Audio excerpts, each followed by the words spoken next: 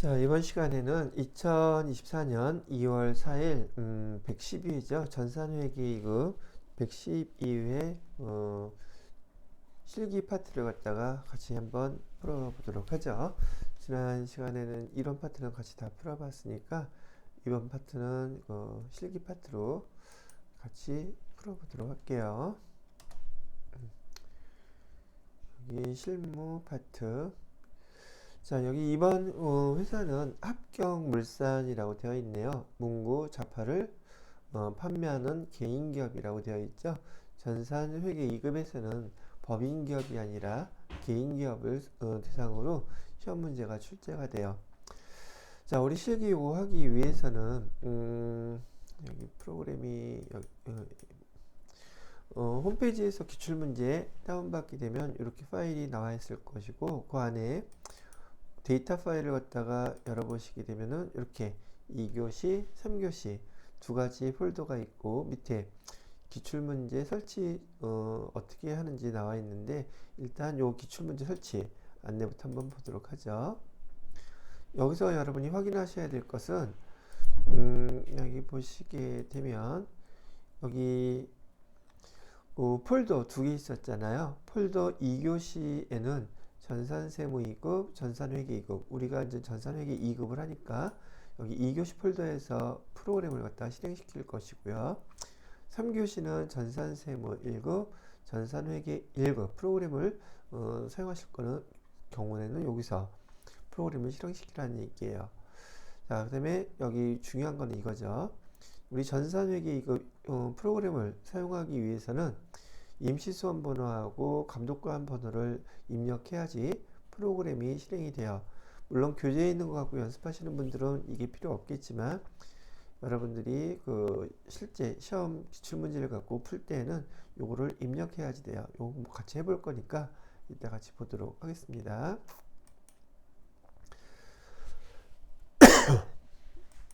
자, 그래서 2교시 클릭하시고요. 여기 텍스트라고 되어 있는 거 얘를 실행을 시킬 거예요.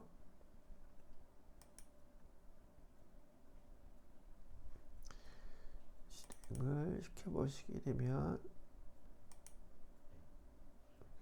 자, 수험 번호는요 2211 1112 8자리고요.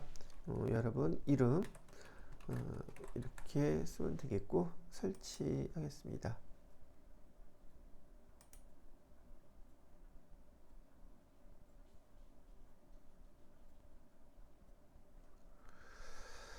자, 응시 종목은 전산회계 2급, 수험번호, 이름. 시험 보러 가셨을 때도 똑같이 될 거니까 이렇게 된다는 거 참고해 주시고요. 문제 유형 잘 잘 체크하셔야 합니다. 이거 잘못 체크하면은 문제를 아무리 잘 풀었어도 점수가 잘 안 나오겠죠.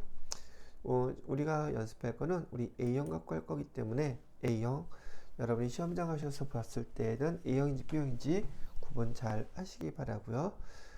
감독관 번호는 여기 회계 2급인 경우 시험장에 가셨을 때 이렇게 세팅되고 시험 시간 전까지 대기하고 있다가 시험 시간이 딱 시작되면 감독관님이 감독관 번호를 칠판에 써 주실 거예요. 그럼 여러분들은 여기다가 감독관 번호 5525 이렇게 입력하시고 로그인 하시면 시험이 시작되는 겁니다. 자, 프로그램 이론 문제는 클릭하시게 되면 이론 문제 풀었던 거 여기 답안 쭉 체크하시면 돼요. 1번부터 여기 15번까지 있고, 여러분 응시자에 관련된 정보 여기 다 들어가 있죠. 그리고 요거 밑에 1, 2, 3번은 이따가 문제 풀겠지만, 맨 마지막에 조회 문제가 있어요. 그 조회 문제에 대한 답은 여기다가 기록하시면 됩니다. 그리고 닫고 뭐 이런 거 나오면 그냥 눌러주시면 돼요. 그냥 이렇게 나오게 되면 다 저장은 자동으로 저장이 돼요. 그리고 닫았다가 다시 또 열어서 해당되는 답 수정도 할 수 있고 표시할 수 있습니다. 시험이 맨 마지막에 끝나게 되면 반드시 답안 저장을 하시고서는 마무리 하시면 돼요. 그 전에 프로그램 끄시면 안 될 거고요. 자, 1번 문제부터 한번 풀어보도록 하겠습니다. 1번 문제는 합격물산의 사업자 등록증이다. 지금 우리 회사의 사업자 등록이라고 얘기를 하는 거예요. 친절하게 회사 등록 메뉴에서 내용을 검토해 가지고 요 내용하고 딱 맞춰서 입력을 해주세요. 그런 얘기를 하고 있는 거예요. 자, 그렇게 이제 보셨으면 프로그램을 열어서 여기 회사 등록이라고 되어 있죠. 클릭해 보시고요. 합격물산 나와 있는 사업자 등록증하고 하나하나 비교해 가면서 다른 부분 수정해 주시면 되는 거예요. 보통 이 사업자 등록번호를 갖다가 입력했는데 이렇게 빨간색으로 나오는 것은 사업자 등록번호가 잘못됐다는 뜻이에요. 그리고 여러분 그 문제에서 주어진 사업자 등록증을 보시게 되면 여기 사업자 등록번호가 350이 아니라 305로 되어 있죠. 52 365 47 그러면 색깔이 이렇게 싹 바뀌네요. 일반 과세자 거기 보면 일반 과세자라고 되어 있는 거 합격 보시면 될 거고, 대표자명 나 합격이라고 되어 있어요. 거주자 그 다음에 대표자 주민번호 이런 거 주어진 자료가 없으니까 굳이 볼 필요 없을 거고요. 여기 사업장 주소라고 되어 있어요. 문제에서 여기 보시게 되면 우편번호 입력 생략할 것 굳이 하지 말라는 얘기죠. 이유는 여기서 조회를 하게 되면 우편번호까지 인터넷으로 조회하게 되는 것인데, 그게 또 주소가 수시로 많이 바뀌기 때문에 행정구역이요 문제 찾는 데 좀 어려움을 겪을 수도 있기 때문에 아예 그냥 키인을 해서 입력해 달라고 얘기하는 거예요. 여기다가 대전 광역시 중구 대전 천서로 7 이렇게 하고, 보통 그 가로치고 주소는 여기다가 옥계동 이렇게 입력해 주시면 되는 거예요. 자, 그렇게 됐고요. 여기 뭐 자택주소니 이런 건 나오지 않았으니까 굳이 손댈 필요는 없습니다. 사업장 주소만 쓰면 되는 거니까요. 자, 그 다음에 업태를 보니까 업태는 도소매로 되어 있고 맞죠? 그 다음에 종목 보니까 신발 및 잡화가 아니라 문구 및 잡화로 되어 있네요. 문구 및 잡화 이렇게 해주시면 되겠고요. 여기 사업장 전화번호라든지 다른 거 손댈 거 없고요. 기업 연월일 한번 보게 되면 기업 연월일 2012년 3월 14일 똑같네요. 그 다음에 사업장 동코드라든지 주소지 동코드 이런 거 따질 필요 없어요. 그 다음에 요거는 중요해요. 사업장 관할 세무서, 사업자 등록증을 발급해 준 세무서가 대전 세무서예요. 맞죠? 여기 밑에도 지방자치단체 연결된 것들인데 뭐 이렇게 됐다 보시면 될 거고요. 자, 여기 내용들은 지금 다 수정을 해줬는데, 지금 우리 수정한 것 이외에 여기서 주로 많이 수정하게끔 문제를 내는 게 여기 사업자 등록번호하고요, 대표자명, 그다음에 사업장 주소, 그다음에 업태, 여기 종목, 그다음에 기업 연월일, 그다음에 사업장 관할 세무서, 지금 여기 표시해드린 7가지가 주로 많이 이제 수정하게끔 문제를 내는 스타일이라고 참고해 주시면 될 것 같으네요.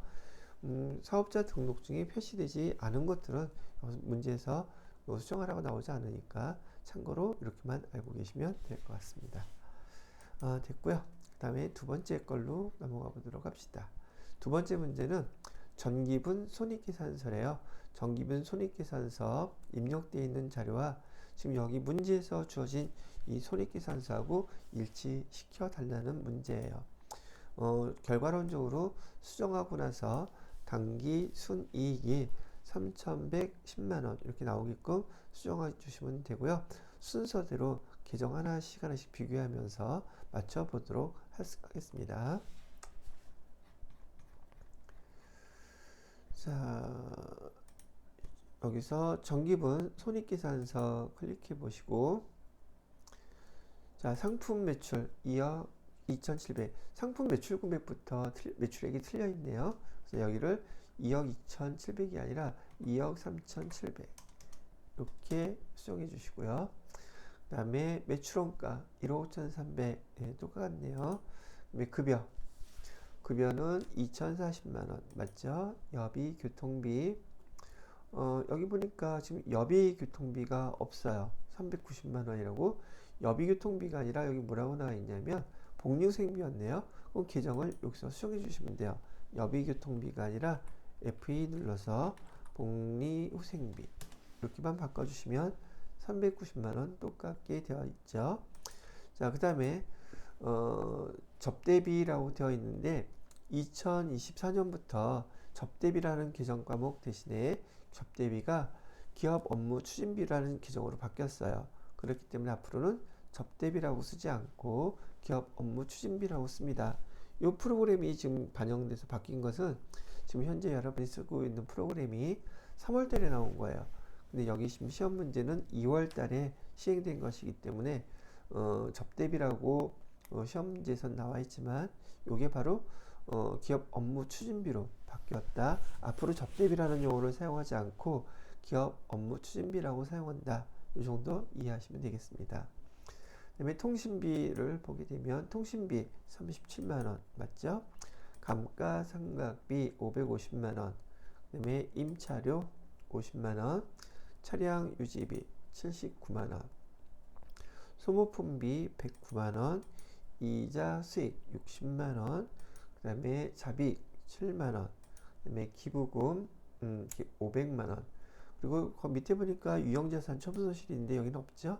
여기서 F2 눌러서 유형자산 처분손실 해가지고 1200만원 이렇게 해주게 되면 여기 당기순이익이 3110만원 여러분 문제에서 주어진 손익계산서의 당기순이익과 일치를 하죠. 예, 이렇게 맞춰주시면 끝나는 겁니다.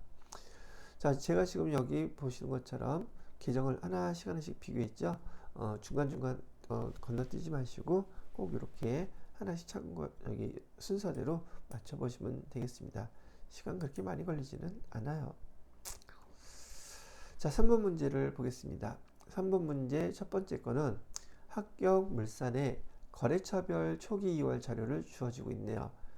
거래처별 초기 2월에서 계정 과목의 거래처들 또는 금액 요 세 개를 다 이렇게 일치시켜 주라고 얘기하는 거죠. 계정은 3개네요. 받으러 외상매입금, 예수금. 자, 그럼 거래처별 초기 2월을 보도록 하죠. 밑에 거래처별 초기 2월 있죠. 클릭해서 열어보시고요. 첫 번째 받으러움은 아진상사라고 되어 있고 금액이 500만원이죠. 여기 재무상태표에 기록되어 있는 금액 500만원과 거래처별로 합계 금액이 일치해야지 일치하지 않으면 이렇게 차익이 떠 있어요. 자, 이 금액은 200이 아니라 500만원. 그럼 딱 없어지죠. 두 번째는 외상매입금. 외상매입금은 대형상사라고 되어 있습니다. 금액은 1,500만원이 아니라 2,000만원이라고 되어 있고요. 마지막 예수금 30만원인데 얘는 거래처가 아직 쓰여져 있지 않네요. F2 눌러서 대전세무서 해가지고 금액은 30만원 이렇게 하면 거래처별 초기 2월 해달라는 이 문제도 다 반영을 해서 마무리한 겁니다. 자, 3번 문제 두 번째 문제는 거래처 등록을 해달래요. 거래처는 근데 신용카드 거래처래요. 주어진 자료 보고서 그대로 입력을 해주면 돼요. 자, 그럼 같이 입력을 해보도록 하겠습니다. 얘는 됐고 거래처 등록 눌러주시고요. 여기 위에 탭을 보시면 일반 거래처, 금융거래처, 신용카드 거래처 있죠. 신용카드 거래처를 클릭하시고요. 코드 번호는 99603. 그 다음에 카드사 이름이요. BC카드라고 되어 있죠. BC카드. 그 다음에 얘는 지금 종류가 유형이 매출이 아니라 매입카드예요. 그 다음에 사업자 등록번호. 사업자 등록번호는 없네요. 없죠. 그다음에 카드번호. 지금 우리 매입했으니까 여기다 하이픈까지 해서 16자리를 입력해 주셔야 돼요. 1, 2, 3, 4 하이픈 넣고요. 5, 6, 7, 8 하이픈 1001 하이픈 2, 3, 4, 8 이렇게 하게 되면은 얘는 사업용 카드로 쓸 거라 그러니까 사업용 카드 이렇게 선택해 주시면 돼요. 그리고 참고로 여러분이 신용카드나 체크카드 갖고 계실 때 그 번호가 카드 번호가 16자리예요. 16자리는 매입카드예요. 여러분도 여러분 카드 사용하실 때 무엇을 매출했을 때 사용하는 게 아니라 뭔가 살 때 그 카드를 쓰시죠. 그래서 참고적으로 이렇게 번호가 16자리인 것은 매입카드다라는 정도를 알고 계시면 되고, 매출카드는 간혹 문제 나오기는 하겠지만은 가맹점 번호로 등록이 되어 있어요. 그래서 가맹점 번호는 16자리 이렇게 되어 있는 게 아니기 때문에 그냥 단순하게 16자리 카드 번호는 매입카드다 이렇게 기억을 해 놓으시면 되겠네요. 자, 이렇게 등록을 하게 되면 여기 두 번째 거래처 등록을 해달라는 대로 주어진 자료 그대로 반영해서 입력이 마무리됐습니다. 자, 4번 문제부터는 일반 전표에다가 회계상의 거래를 입력하는 메뉴이고요. 보편적으로 실무 업무에서 여러분들이 제일 흔하게 많이 접하시게 될 업무들이에요. 그걸 갖다가 자격시험 문제로 여러분들이 그런 업무를 수행할 수 있는지, 회계상의 거래를 기록할 수 있는지 없는지 테스트한다는 얘기죠. 날짜는 1번 문제는 8월 9일 날짜래요. 주식회사 모닝으로부터 상품 200만원을 구매하는 계약을 하고, 계약을 하는 것은 우리 회계상의 거래가 아닙니다. 주문을 했다, 계약을 했다, 채용을 했다, 결정을 했다, 이런 것들은 회사의 재산 상태에 변동을 주지 않은 것이므로 상품 200만원이라고 하는 요 내용 자체는 기록할 것이 없다는 얘기예요. 그런데 이 상품 200만원짜리에 대해서 상품 대금의 10%를 계약금으로 지급하는 약정에 따라 계약금을 20만원 현금으로 지급했대요. 그러면 계약금 20만원을 현금으로 지급했다면 여러분이 대변이 현금이 나갔으니까 대변에다가 현금 20만원, 이거는 확실하게 알고 계시는 것인지라 요게 시험 문제는 아닐 거고, 여기 상품을 사기로 했는데 미리 지급한 계약금, 우리 회계 담당자로서 무슨 계정을 사용해서 기록해야 되는지 아느냐고 물어보는 문제라고 보면 되겠죠. 돈을 먼저 지급했다는 것은 한자어로 선자가 한자어로 미리, 벌써, 등등 지급했다는 얘기예요. 그래서 선자에다가 지급한 거잖아. 이거는 받았으면 수금이고 줬으면 지급이에요. 그래서 얘를 선지급의 줄임말 급금, 선급금이에요. 그래서 여러분이 기억하실 때에는 상품을 매입하기라고 계약금을 지급했다 그러면 그 계약금 기록하는 용어는 선급금이라는 계정이라 이렇게 기억을 하셔야 된다는 얘기고요. 그 다음에 선급금은 계약이 등등한 이유로 취소가 되게 되면 다시 되돌려 받아야 되기 때문에 그 회사가 어느 회사인지 거래처를 꼭 써주셔야 돼요. 그래서 선급금이라고 써주시고 거래처는 모닝, 금액은 20만원 이렇게 기록을 해주시는 겁니다. 회사에서 상품 매입하는 거래가 얼마나 자주 있을까요? 1년 동안 아주 많겠죠. 즉 회사에 여러분들이 이 문제를 푸실 때는요, 자격시험 문제다라고 생각하고 푸시지 마시고요, 이런 거래가 만약에 나한테 주어졌을 때 내가 증빙서류에 따라서 이 거래를 입력할 수 있을까, 실무 업무를 할 수 있을까, 그렇게 생각하시면서 연습을 하시면 지루한 것도 조금 덜 지루하지 않으실까 싶은 생각도 들어요. 실무 업무예요. 자, 그래서 1번 문제 8월 9일 날짜로 일반 전표 입력에다가 이렇게 입력을 해보도록 하겠습니다. 일반 전표 입력 클릭하고요. 날짜는 8월 9일이라고 했죠. 8월 9일. 차변에다가는 상급금, 그다음에 거래처는 모닝, 금액은 20만원. 자, 그리고 대변에다가 대변이라고 하고 현금 써도 상관없어요. 그런데 여기 우리가 거래 구분해서 얘를 현금으로 줬다고 하니 이렇게 출금 거래로 하게 되면 바로 이렇게 회계 처리가 끝나죠. 어떤 분은 여기다 저는 차변으로 해서 차변 대변 이렇게 기록하고 싶어요. 네, 그렇게 하셔도 돼요. 분계만 맞으면 그 문제에 대한 답은 맞다고 해주는데 이왕 배우실 거라면은 이 업무의 효율성을 위해서라도 여기 반복되면 이것도 시간이 꽤 절약이 될 수 있는 것들이거든요. 프로그램을 잘 활용하는 방법이니까 출금, 입금, 차변, 대변 구분해서 연습하시는 것도 좋다고 생각이 들어요. 자, 1번 분계는 이렇게 반영을 했고요. 2번 분계를 보도록 할게요. 날짜는 8월 20일 거래고요. 상품 운반용 중고 화물차 차네요. 700만원에 구입하면서 전액 삼성카드로 결제하고 취득세 30만원은 보통 예금 계좌에서 이체했다 라고 얘기를 하고 있어요. 여기서 이제 포인트가 되는 것은 이 화물차는 우리 회계 담당자가 기록할 때는 차량 운반구라고 이렇게 기록을 할 거예요. 그래서 여기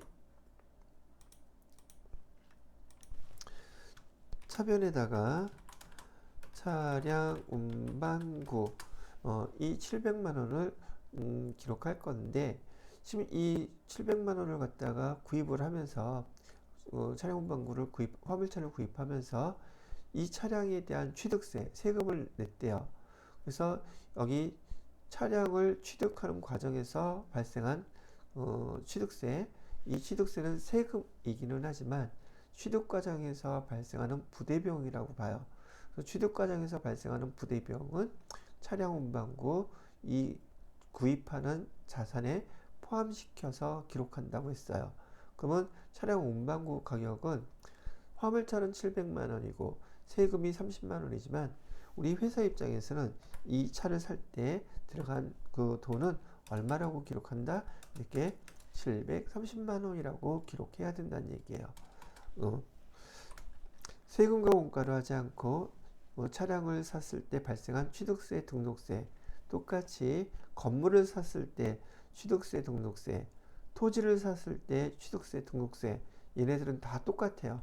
이렇게 취득하는 자산에다가 다 포함시켜서 기록을 하는 것이라는 걸 알아두시라는 얘기죠. 자, 대변에다가는 700만원에 대해서는 삼성카드로 결제했다고 그러니까 얘는 지급금이라고 해야 되고, 카드로 결제하면 거래처는 반드시 카드사여야 돼요. 삼성카드 이렇게 해주시고요. 금액은 700만원. 자, 그 다음에 취득세를 납부한 거 30만원. 얘는 보통예금에서 이체를 했다고 했으니까 보통예금에서 30만원.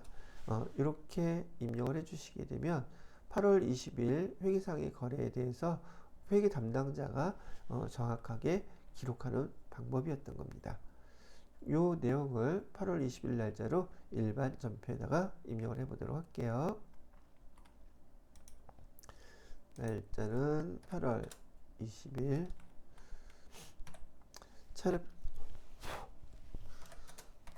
차량 운반구. 지금 제가 코드번호로 그냥 208번이라고 그렇게 입력을 했는데요. 대부분들은 여기다가 F2 누르고서는 계정 조회들을 하시죠.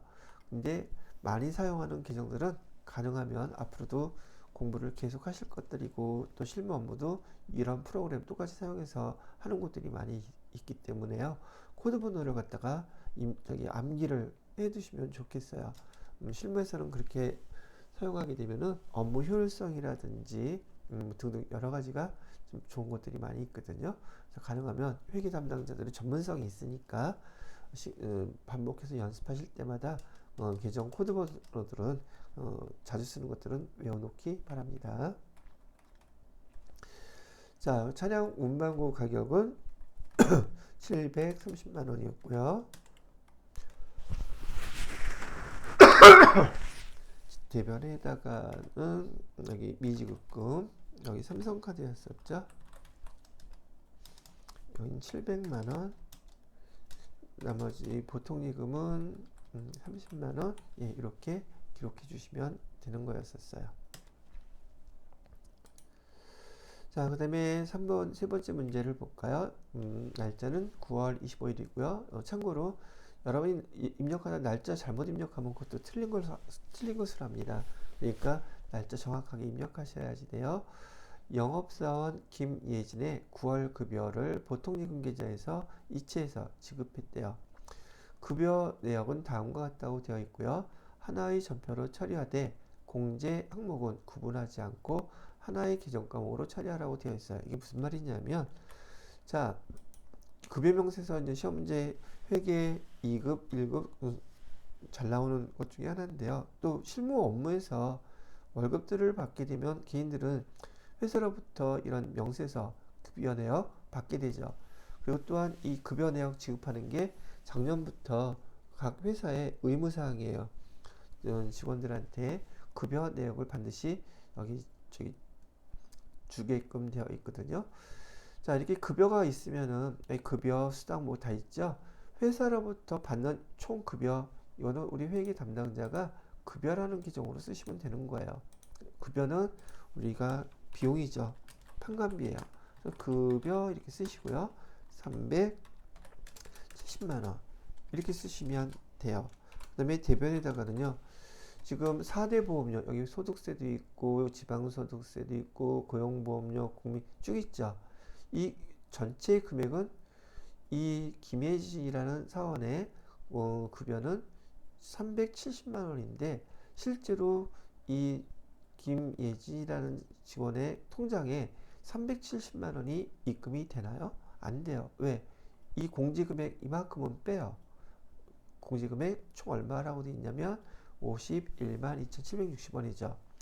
이렇게 공제금액, 직원의 월급 중에서 일부인 공제금액을 이렇게 빼놓고 빼놓았을 때 사용하는 그 계정은 우린 예수금이라는 계정으로 사용해요. 부채 계정이에요. 유동부채 부채 계정인데 여기다가 51만 2,760원 이렇게 기록을 한단 말이죠. 이 예수금의 성격은요, 직원의 월급이에요. 직원의 월급인데 회계 담당자들이 4대 보험료와 세금을 갖다가 이 직원 소득에 대해서 대신 납부하는 행위만 대신해 주는 거예요. 회사 돈을 주는 게 아니란 말이죠. 특히나 요 세금이 소득세나 지방소득세 얘는 그렇다는 얘기예요. 그리고 여기 고용보험료라든지 국민연금, 건강보험 이런 것들은 여기 직원 급여에서 예수금으로 빼놓은 금액 곱하기 똑같이 50%를 회사에서 지급을 하죠. 50대 50으로 납부를 하는 거니까. 그래서 여기 있는 이 예수금은 그 다음 달에 4대 보험료와 소득세를 납부했을 때 예수금 잔액이 남으면 안 돼요. 왜? 대신 내주는 역할을 한 것이니까요. 일단은 급여를 지급할 때는 공제금액의 앞뒤를 뭐라고 기록한다? 예수금이라고 기록한다. 이렇게 기억을 하고 계셔야 된다는 얘기다. 그리고 나머지 금액들은 보통예금 계좌에서 이체했으니까 보통예금에서 나머지 차액인 387,240원 이렇게 기록을 해주시기만 하면 돼요. 그러면 여기서만 보고 이렇게 기록한다.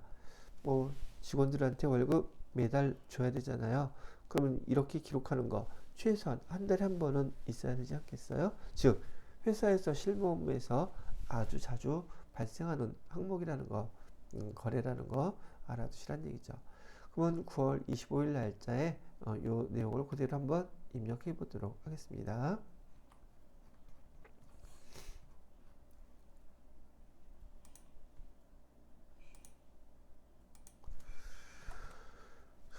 차변의 급여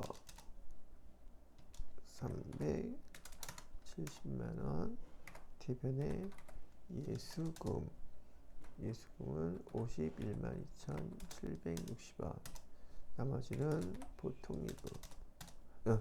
이렇게 하시면 되겠습니다. 되셨죠? 예. 자, 그 다음에 4번 문제로 가볼까요? 4번 문제를 보시면 날짜는 10월 2일이고요.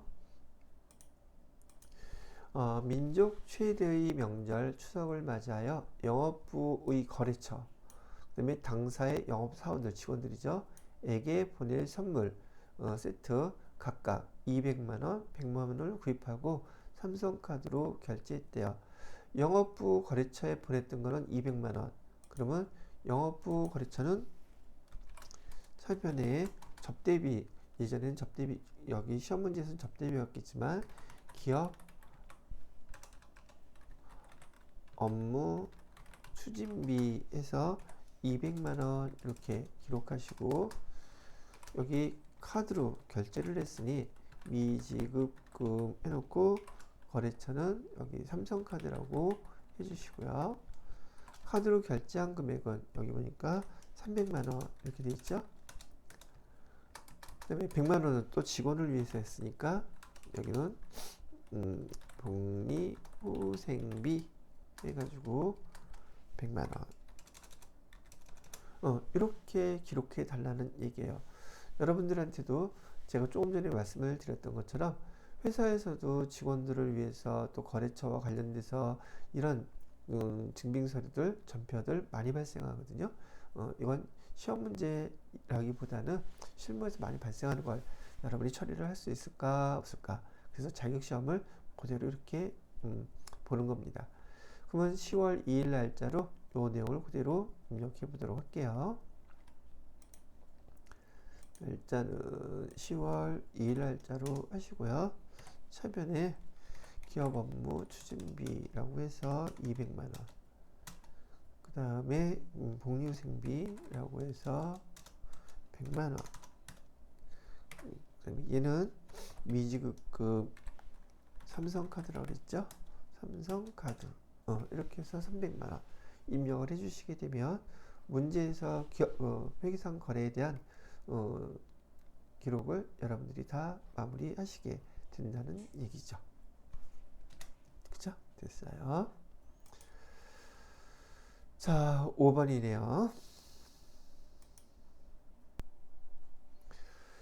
자, 날짜는 11월 17일 일자고요. 거래는요. 다음은 주식회사 새로운의 상품을 판매하고 발급한 거래 명세서라고 나와 있네요.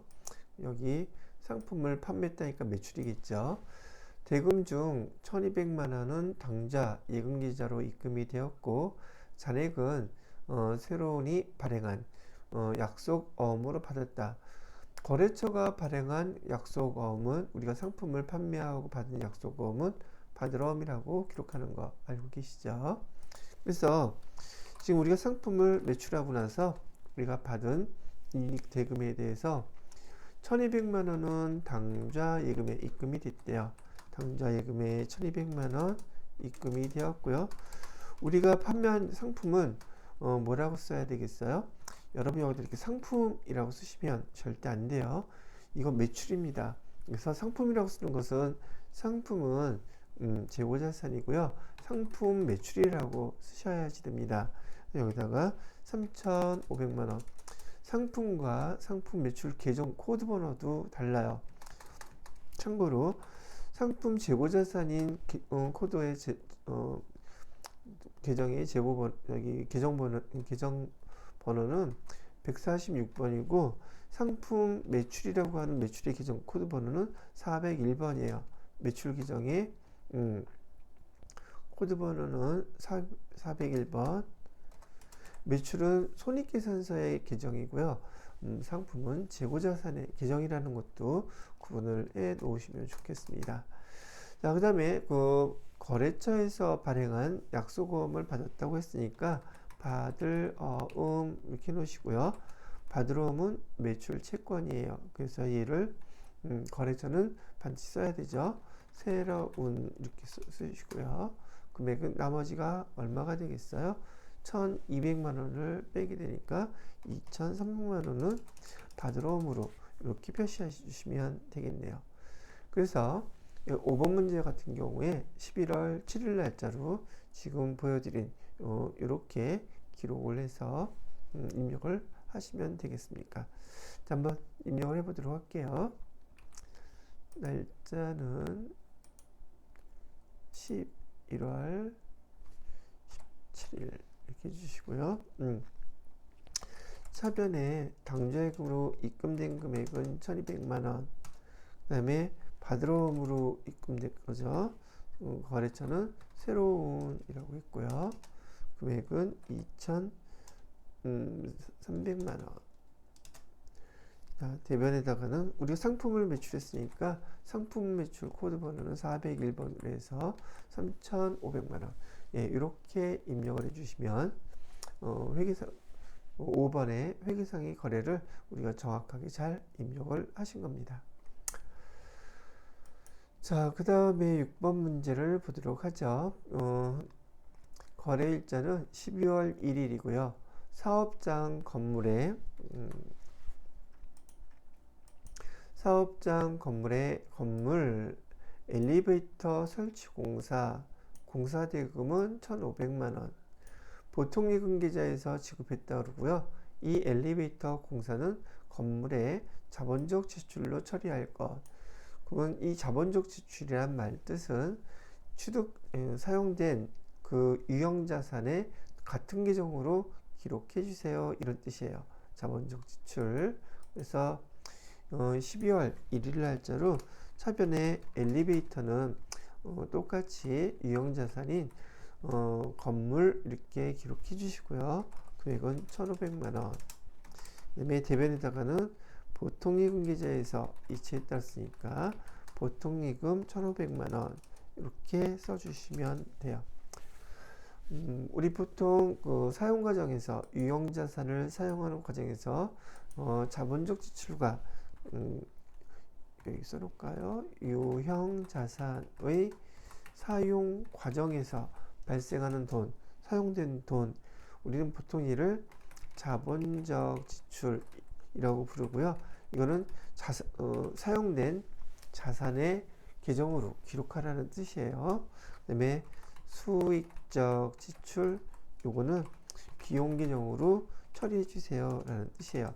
비용 계정은 건물이나 기계장치인 경우에는 수선비로 기록하시면 될 거고요. 그 다음에 차 같은 경우에는 차량 유지비 이렇게 기록을 하시면 돼요.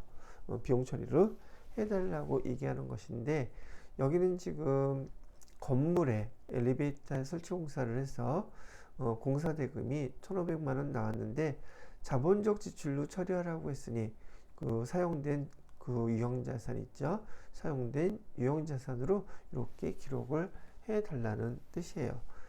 12월 1일 날짜로 이렇게 입력을 해보도록 하겠습니다. 날짜는 12월 1일. 차변에다가는 건물이라고 해주시고요.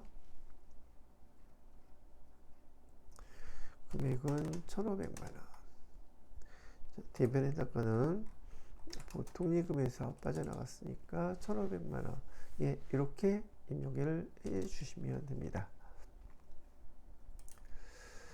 자, 그 다음에 7번 문제를 보니까 거래 날짜는 12월 27일이고요. 세무법인으로부터 세무 컨설팅을 받고 수수료 30만원을 현금으로 지급했대요. 현금이 대변으로 나간 거는 당연히 아실 테니까 출금거래로 하면 되긴 하겠죠.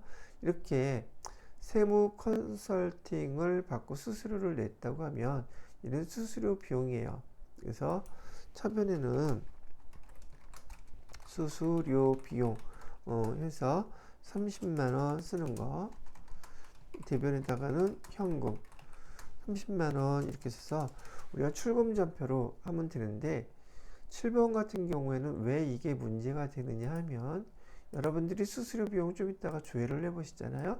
그럼 얘가 800번대의 수수료 비용도 있고 900번대의 수수료 비용도 있어요. 800번대 수수료 비용 여기다 써보게 되면 여기다 쓸까요? 그냥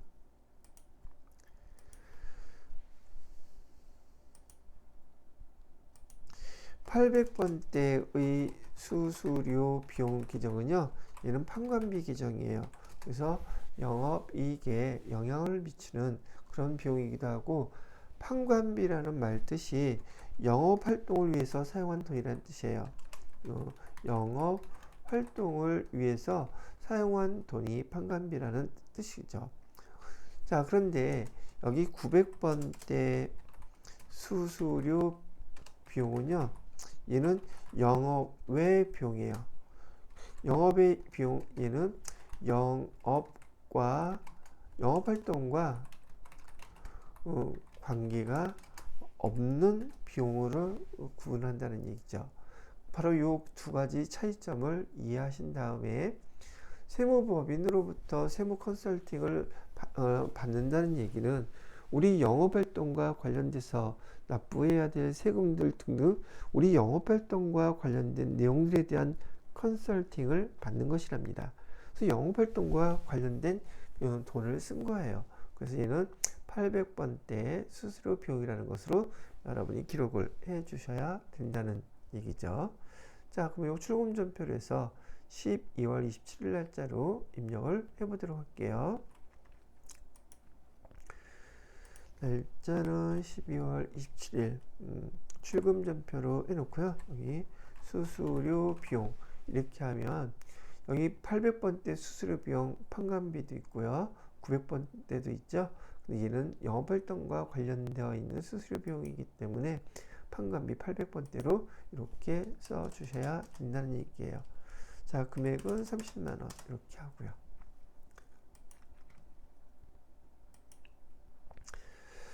자, 그 다음에 8번 문제를 볼까요?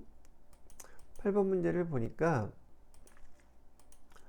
날짜는 10월 29일 현금 시제를 확인한 결과 실제 장부 잔액이 장부 잔액보다 3만원이 더 많은 것을 발견했대요.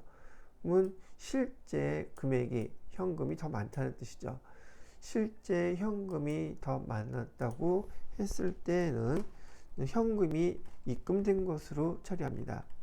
장부 금액과 현금 실제 금액을 비교했을 때 현금 금액을 기준으로 기록하는데 실제 현금이 많으면 현금이 입금된 것처럼 차변에 현금이라고 쓰시고 그 전에 3만원 이렇게 써주시는 거예요. 자, 그 다음에 뒤변에 또 현금 과부적 뭐 여기 쓰실 수 안다고 그래서 여기서 현금 과부적을 여기 배웠던 대로 상대기종으로 현금 과부족 이렇게 해가지고서는 3만원 이렇게 써주시는 거예요. 지금 여기 기말이 아니기 때문에 29일부터 31일 당일까지는 이 돈 현금 3만원이 차이가 난 것에 대해서 이 원인을 밝힐 수는 있단 말이죠. 근데 여기 날짜가 지금 29일이에요. 그래서 대변에 기존 과목을 현금과부족이라고 이렇게 썼습니다. 근데 만약에요, 날짜가 29일이 아니라 12월 31일 해놓고 그 12월 31일까지 그 원인이 파악되지 않았다 이렇게 얘기를 한다 그러면은 아니면 12월 30선 원인이 파악되지 않았다 그러면 지금 12월 29일 날 이렇게 기록을 해놓고 12월 31일까지도 원인이 파악되지 않았다 그러면 차변으로 이 현금 과부족 계정 3만원을 이렇게 없애버리고요. 대변에 자비 이렇게 회계 처리를 하는 거예요. 자비익 3만원 이렇게요. 그런데 만약에 문제가 여기가 12월 29일이 아니라 12월 31일 당일날 현금 시제를 갖다가 확인해 봤더니 실제 잔액과 장부 잔액이 3만원 차이 났다 그러면 차변에 현금 쓰는 거는 똑같아요. 이렇게 당일날 여기 현금과 부족 계정이 발생했다면 대변에 뭐라고 써야 되냐면 현금과 부족이라고 쓰면 안 돼요. 바로 자비익이라고 써야 돼요. 왜? 12월 31일 기말이기 때문에 이 차이나는 금액을 원인이 파악되지 않았다고 하면 그 다음 날은 벌써 다른 새해란 말이죠. 그렇기 때문에 얘는 현금 과부족 써서 차이나는 원인이 뭔지 밝혀낼 시간이 더 이상 없기 때문에 바로 현금 과부족 쓰지 않고 자비익으로 쓴다. 그러나 지금 여기 같은 문제에서는 29일이고 원인이 파악되지 않은 시점이 12월 31일 기말까지는 아직도 시간 여유가 있기 때문에 일단은 현금과 부족으로 이렇게 기록을 해 놓으셔야 된답니다. 자, 그러면 이 거래 내용을 갖다가 일반 전표 입력에다가 12월 29일자로 요거는 입금 전표로 처리하시면 되겠네요. 입력을 해보도록 할게요. 12월 29일 날짜로 입금 전표 해주시고요. 그 다음에 현금 과부족 이렇게 해서 금액을 3만원 이렇게 써주시면 되는 문제였었어요. 자, 여기까지 해서 8번 문제까지 풀어보셨고요. 그 다음에는 5번 문제죠. 8번까지 풀어봤고 5번 문제예요. 자, 5번에 있는 문제 두 문항은 똑같이 일반 전표 입력에다가 입력해서 수행해야 되는 문제인데 여기 두 가지 거래 다 입력은 되어 있어요. 근데 요 내용하고 다르게 되어 있기 때문에 잘못된 것들 수정을 해달라고 얘기를 하고 있는 거죠. 자, 우선 7월 10일 거래를 보니까 거래처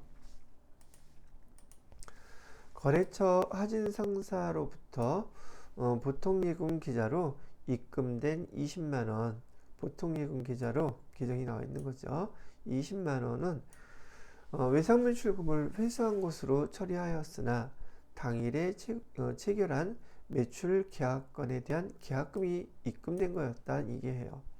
그러면 여기 있는 거 그대로 보시면 우리가 7월 10일자 조회를 해보시게 되면 여기 당연히 차변에 보통 예금 계좌로 20만원 이렇게 입금이 됐다고 처리했고 대변에는 외상 매출금에서 거래처는 하진 상사 금액은 20만원 이렇게 지금 해놨다는 얘기예요. 그런데 이게 외상 매출금을 이렇게 회수한 것이 아니라 여기 계약건에 대한 매출 계약에 대한 계약금으로 받은 거였대요.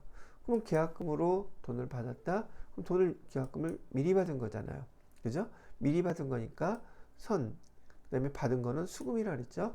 돈을 미리 받았으니까 얘는 외상 매출금이 아니라 선수금이라고 하는 부채 계정으로 이렇게 수정을 해주시면 되는 문제랍니다. 확인해보고 이렇게 수정해 줄게요. 날짜는 7월 10일 날짜고요.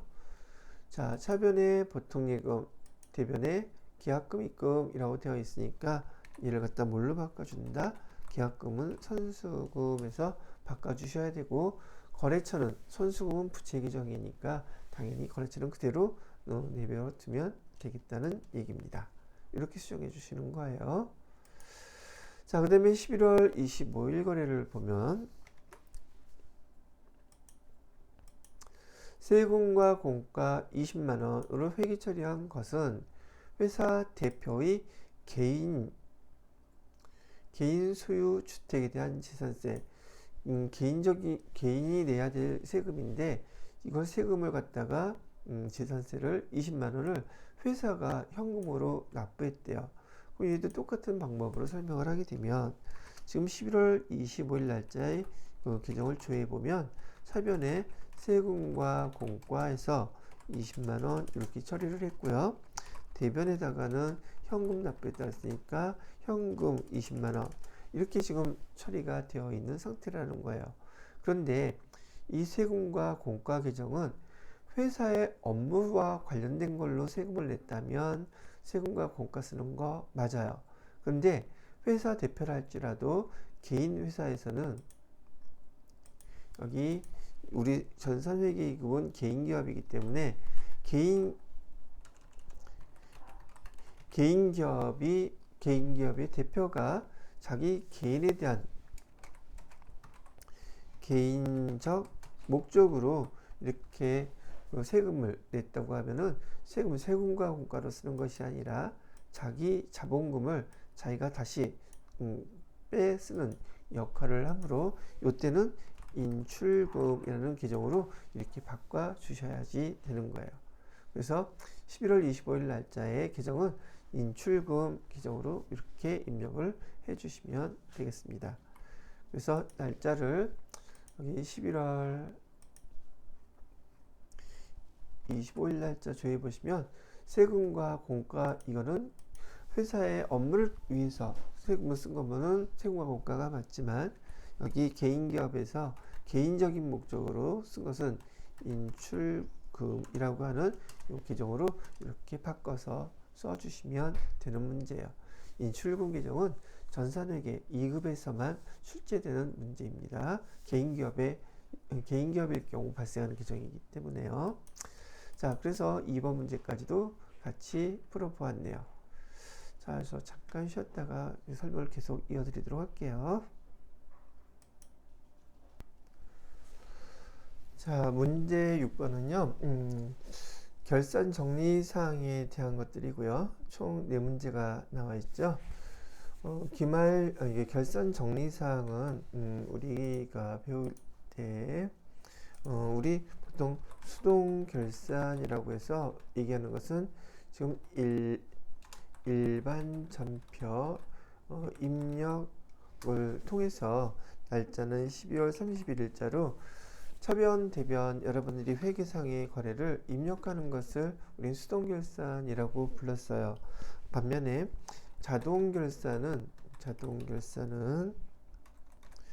결산자료 입력이라는 시트에서 거기에 해당되는 계정에다가 숫자를 입력하고 그 다음에 F3을 누른 다음에 전표 추가를 눌러서 마무리하는 절차를 우린 자동결산이라고 부르죠.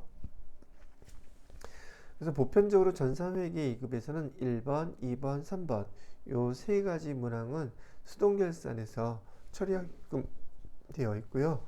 여기 보편적으로 4번 문제가 자동결산으로 처리하는 문제들이 많이 출제가 돼요.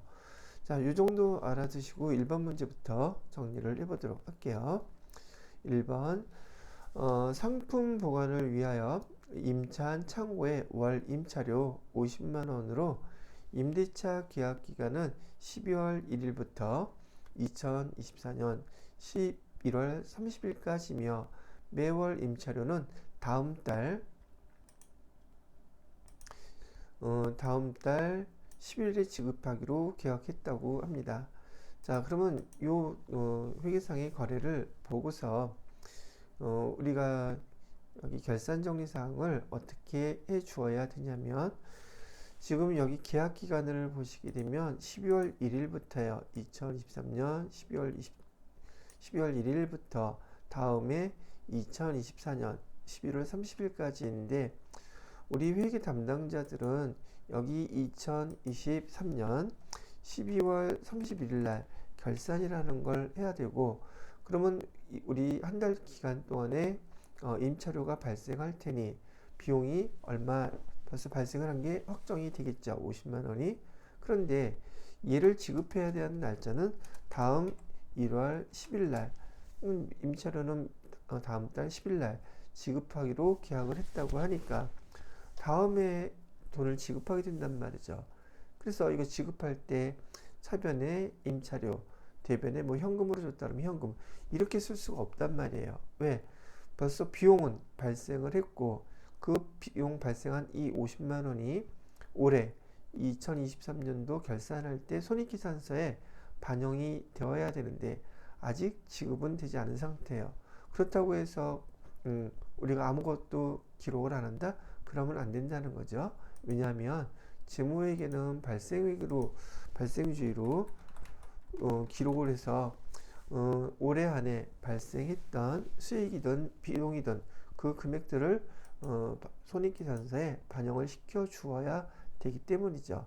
그래서 여기 아직 지급은 되지 않았지만 날짜는 12월 31일로 차변에 임차료 비용은 발생한 거니까 비용을 이렇게 기록을 해 주셔야지 손익계산서에 임차료라는 비용으로 50만 원이 반영이 되겠죠. 그 다음에 대변에다가는 아직 지급을 안 했으니까 미지급이라고 쓰는 거예요. 근데 미지급을 하기로 했는데 뭘 미지급한 거예요? 비용을 미지급한 거기 때문에 미지급 비용이라고 해서 50만 원 이렇게 기록을 해 주시는 겁니다. 얘를 여러분 이제 회계에서 내용 결산 정리사항을 배울 때 말씀을 해드렸던 얘는 손익의 예상에 관련된 문제였었어요. 결산 정리사항이죠. 손익의 예상이라고도 부르고 여러분들 교재에서는 수익의 발생이라는 말로도 사용되고 있고요. 그다음에 비용의 발생이라고도 설명이 되어 있어요. 여기 손자는 비용이라는 뜻이고 익자는 수익이라는 뜻인데 얘를 갖다가 예전에 계속 지금도 많이 사용하고 있지만은 그 기간 동안에 올해 아니죠. 기간 동안에 발생했던 것을 예상을 해서 이렇게 기록한다. 그래서 예전에는 손익 예상이라고 했었는데 이 손익이 한자어다 보니까 얘를 우리가 좀 알아보기 쉽게 요즘 수익이 발생했을 때 또는 비용이 발생했을 때 기록한다. 그래서 이런 용어로도 사용하고 있으니까 참고로 알아두시면 좋겠습니다. 손익의 예상은요, 특징이 뭐냐면 후불이에요. 즉 돈을 주거나 받지 않은 상태를 예상해서 기록하는 것이고요. 그러니 내용이 되게 좀 단순해요. 비용이 발생했으면 12월 31일까지 이렇게 계산해서 그거 그대로 써주면 되고, 그 다음에 실제로 후불 개념은 돈을 주거나 받지 않았기 때문에 미자 들어간 계정을 써주시면 돼요. 그리고 이 미지급 비용 이렇게 하니까 이게 비용이라고 착각하시는데, 미지급 비용은 비용을 미지급했다는 뜻으로서 결산 정리사항을 진행할 때 회계 담당자들이 기말 결산 정리사항으로 기록한 용어라고 이렇게 표시를 하는 거예요. 얘를 미지급금이라고 썼다고 해서 틀리지 않고요. 미지급금처럼 미지급 비용도 부채 계정이에요. 비용 계정이 아니라는 거 알고 계셨으면 좋겠네요. 그러면 첫 번째 요 문제에 대해서는 12월 31일자로 일반 전표 입력해서 차변의 임차료, 대변의 미지급 비용 이렇게 기록을 해 보도록 하겠습니다. 날짜는요 12월 31일 날짜로 차변의 임차료 800번대 임차료예요. 금액은 50만원. 그다음에 대변에다가는 미지급 비용에서 미지급 비용으로 50만원 이렇게 하면 첫 번째 수동결산의 문제를 입력이 된 거예요. 자, 그 다음에 두 번째 문제를 보도록 할까요? 두 번째 문제는 뭔가 단기말 현재 단기 대여금에 대한 단기분 이자 미수액. 얘도 마찬가지로 조금 전에는 미지급 비용이었었죠. 이번에는 두 번째는 똑같이 얘는 돈을 우리 단기 대여금은 돈을 빌려준 거잖아요. 그 이자는 아직 못 받았대요. 보편적으로 돈을 빌려주고 이자 받는 거는 뭐 매달 주는 게 아니라 여하튼 매달 줄 수도 있기는 하겠지만 이게 매달 받는 이자인지 아니면 원금 돌려줄 때 받을 이자인지 여하튼 간에 못 받은 이자는 30만 원이에요. 그래서 여기 예상을 해보시더라도 지금 우리가 받을 돈 아직 못 받았기 때문에 얘는 미수 수익이라고 써요. 미수 수익 30만원 이렇게 쓰시고요. 대변에다가는 여기 이자 수익, 이자를 못 받은 거니까 30만원 이렇게 쓰는 겁니다. 아까는 미지급 비용을 썼는데 이번에는 미수 수익 썼죠. 얘도 손익의 예상 또는 비용의 발생, 수익이 발생한 걸 예상한 거예요. 실제로 받지는 못했지만. 그리고 12월 31일 날 이렇게 기록을 해줘야지 이자 수익 발생한 거 올해 손익계산서에 수익으로 반영이 될 수 있다는 얘기예요. 그래서 얘가 기말 정리사항이고요. 얘도 마찬가지로 손익의 예상에 관련된 문제입니다. 그래서 기억하실 때 제가 손익의 예상이라고 써드렸으니까 손익의 예상 기말 정리사항은 계정이 미자로 들어간 거 찾으셔야 돼요. 수익일 때는 미수수익이 되는 거고요. 이 미수수익도 수익 계정이 아니에요. 미수금하고 똑같은 계정이에요. 그래서 얘도 자산 계정이 됩니다. 미수금, 미수수익 같은 종류의 계정이라고 생각하시면 되겠습니다. 자, 이렇게 해서 손익의 예상일 때 1번 문제에서 봤던 경우 비용일 때는 미지급 비용이라는 계정을 사용하는 것이고요. 여기 수익일 때는 미수 수익 계정을 사용하는 거예요. 미지급 비용은 부채 계정, 미수 수익은 자산 계정, 이렇게 기억해 두시면 이 두 문제를 통해서 여러분이 손익의 예상과 관련된 결산 정리 사항을 정확히 잘 익히실 수 있을 것 같아요. 자, 그러면 12월 31일 날짜로 요 분계를 그대로 입력해 보도록 하겠습니다. 차변에다가는 미수수익이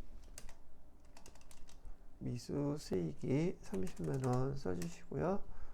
대변에다가는 이자 수익에서 30만원, 예, 이렇게 써주시면 된다는 얘기죠.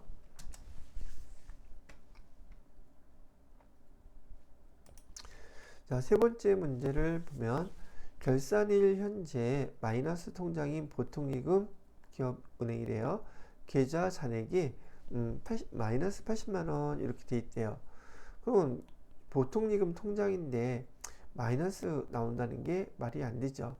실제로 근데 통장을 갖다가 찍어보면은 마이너스 80 이렇게 돼 있어요.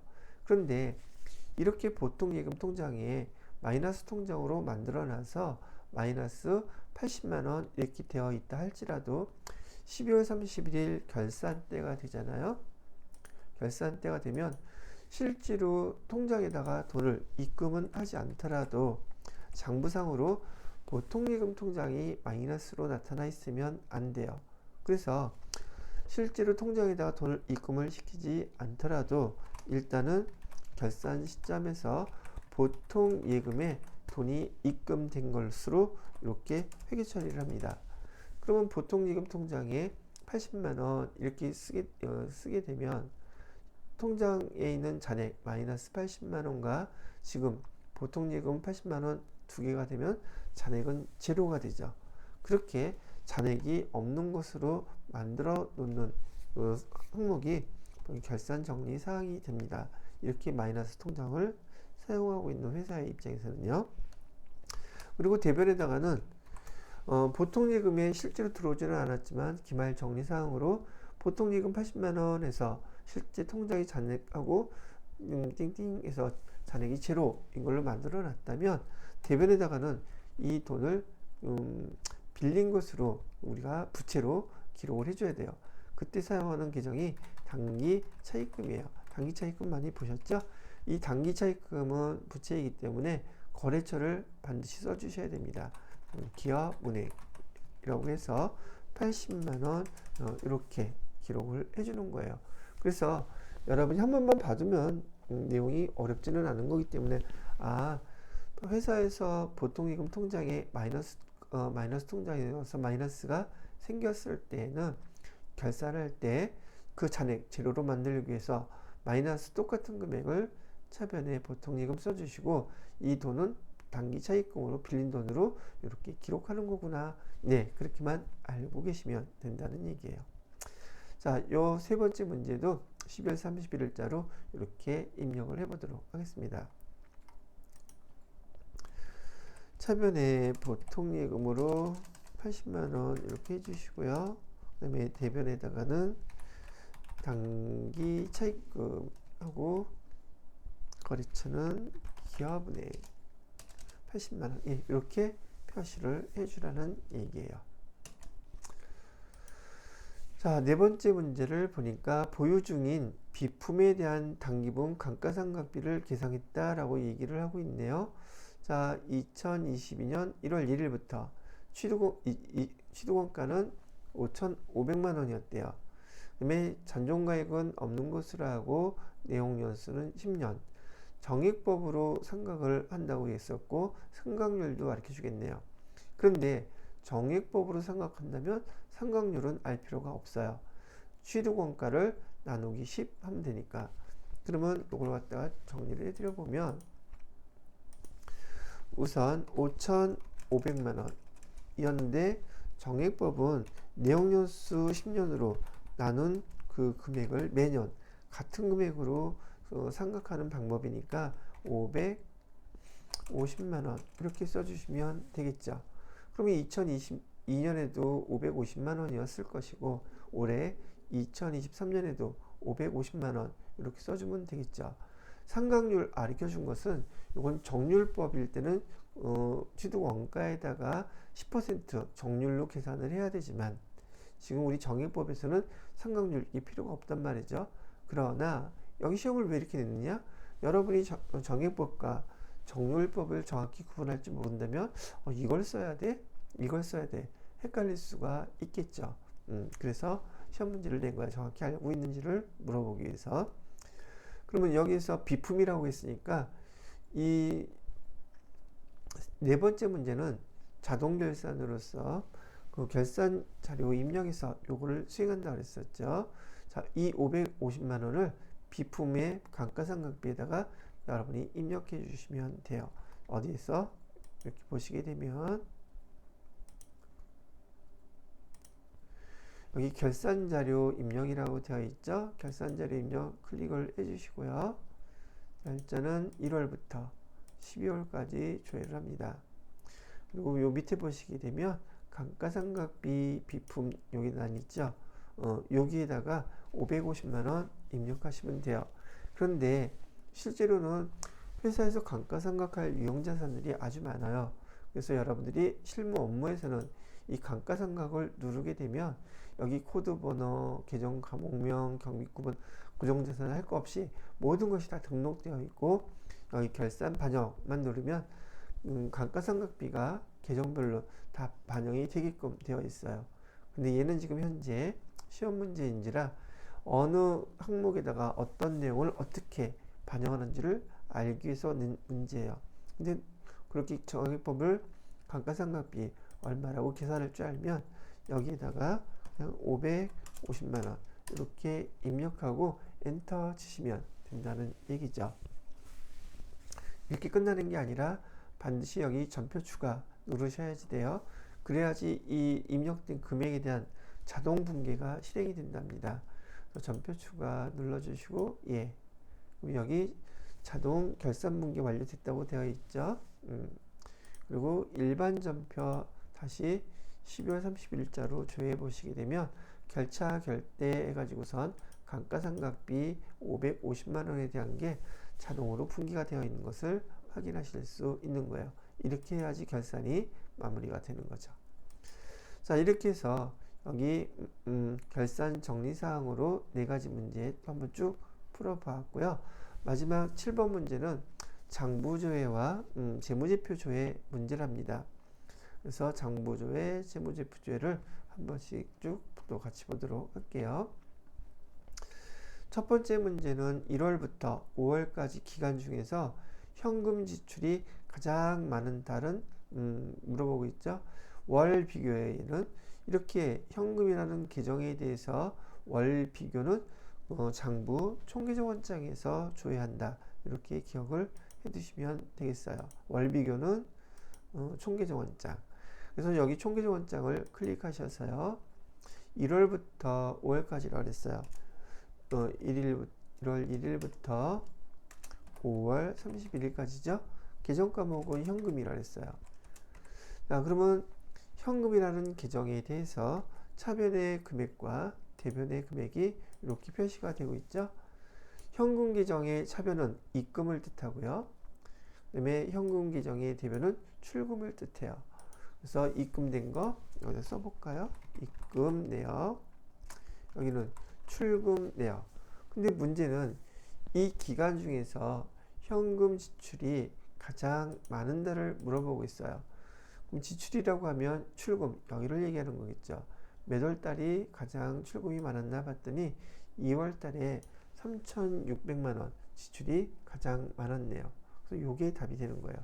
그럼 요 답을 여러분이 쓰셔야겠죠. 3,629만 8,400원. 이렇게 조회한 다음에 요 답은 여기 이론 문제 답안 작성 여기에서요. 여기다가 매달 2월 2월이라고 이렇게 답을 해주시면 돼요. 월만 물어봤지 금액은 물어보지 않았죠. 그래서 2월이라고 답해 주시면 된다는 얘기입니다. 자, 그럼 닫으면 또 저장이 자동 될 거고요.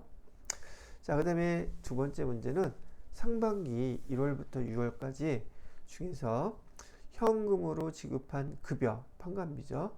현금으로 지급한 판관비가 총 얼마인지를 지금 물어보고 있어요. 그죠? 그래서 얘는 지금 현금으로 지급한 급여라고 했으니까 현금으로 지급한 그 급여 계정은요, 보편적으로 현금과 관련된 계정 중에서 제일 많이 사용되는 것 중에 하나가 일개표, 월개표예요. 그럼 일개표, 월개표도 잠깐 한번 보도록 할게요. 장부 중에서 일개표, 월개표를 클릭해 보시게 되면 이거는 여기서는 일개표, 월개표의 뜻이 이를 날짜 기준으로 조회할 때는 일개표를 조회를 하셔야 돼요.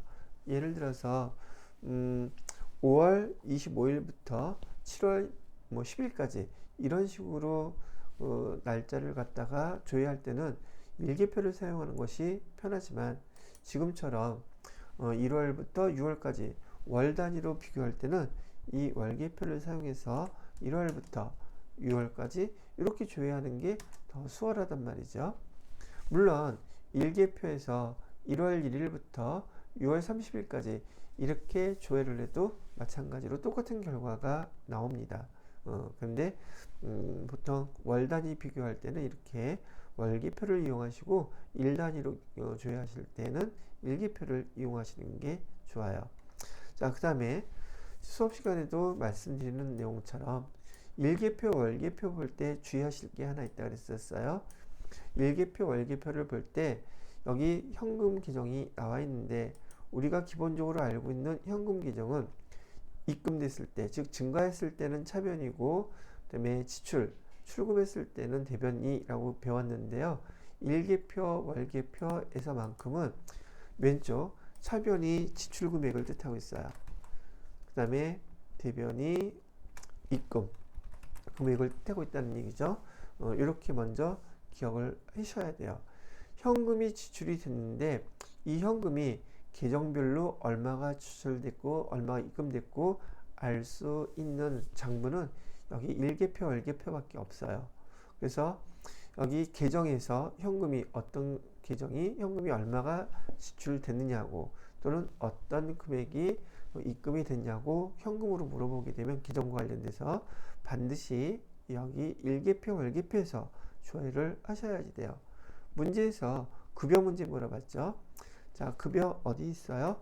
이 기간 동안에 급여로 나간 금액, 급여 여기 있죠. 판관비에서 총 급여로 나간 금액은 1,530만 원인데요. 현금으로 나간 금액이 1,200만 원이에요.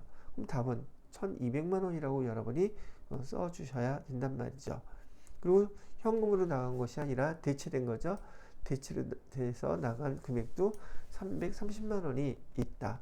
그래서 총 급여 금액이 발생한 것은 이 기간 동안에 1,530만 원이다. 이렇게 해석을 하는 거랍니다. 잘 봐주세요. 이거는 계정과 관련돼서 현금이 얼마나 나갔는지 들어왔는지 파악하는 것은 어디다? 일개표, 월개표다. 이게 중요한 내용이니까요. 자, 그러면 얘도 여기 이런 답안 문제에다가 금액은 1,200만 원에 이렇게 입력해 주시면 돼요.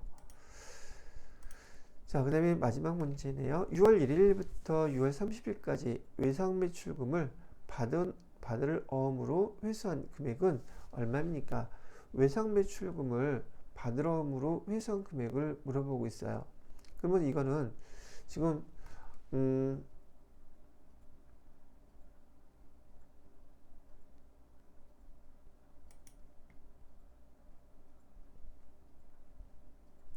여기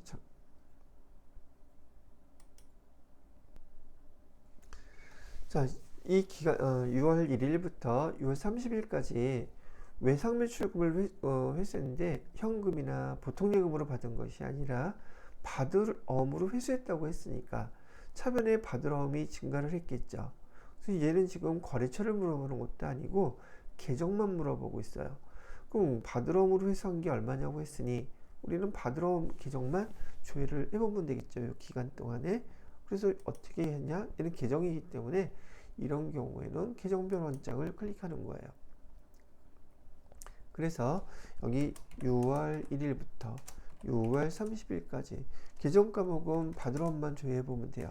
얘가 차변에 발생한 것을 보면 될 테니까요. 여기 보시게 되면 외상 매출금 회수라고 해서 500만 원 나와 있죠. 요거예요. 여기는 국내 매출 시 어음회수.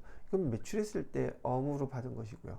그러니까 문제에서는 외상 매출금을 어음으로 회수한 건 바로 500만 원 이거 하나밖에 없다는 얘기죠.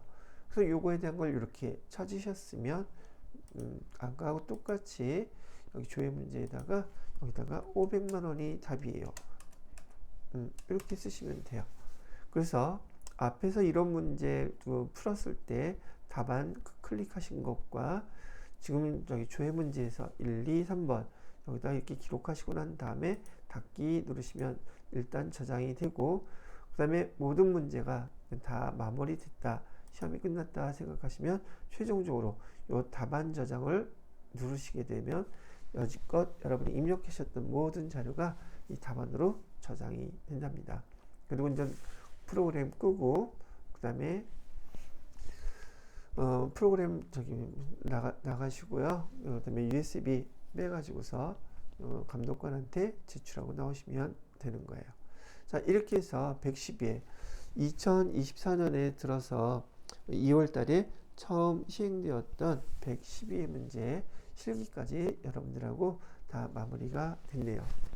자, 다음 시간에는 시험이 4월 달에 있는 것 같은데요. 그때 시험 보고 난 다음에 제가 그 다음 회차들을 또 설명해 드리도록 하겠습니다.